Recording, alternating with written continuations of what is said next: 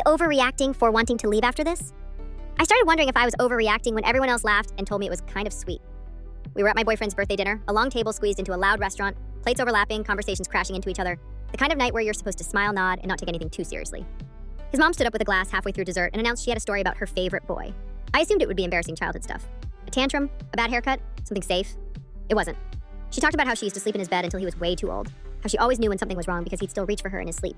She laughed like it was a punchline. Everyone else followed. I didn't. Then she looked directly at me and said, "You probably notice he does that with you now." The table went quiet for half a second, not long enough for anyone to stop it.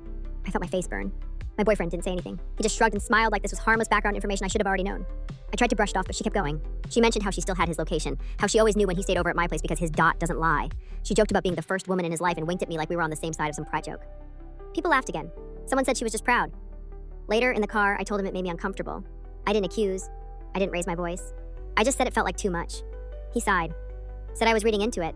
Said his mom was emotional, that she didn't mean anything by it. Said I should be grateful she liked me, because not everyone got that. That's when I started questioning myself.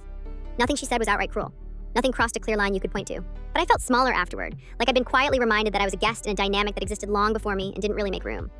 Now I'm sitting alone, replaying the dinner, the laughter, his shrug, wondering if I'm overreacting to a few comments. Or if this is the first time I've stopped laughing, along with something that's been wrong for a while.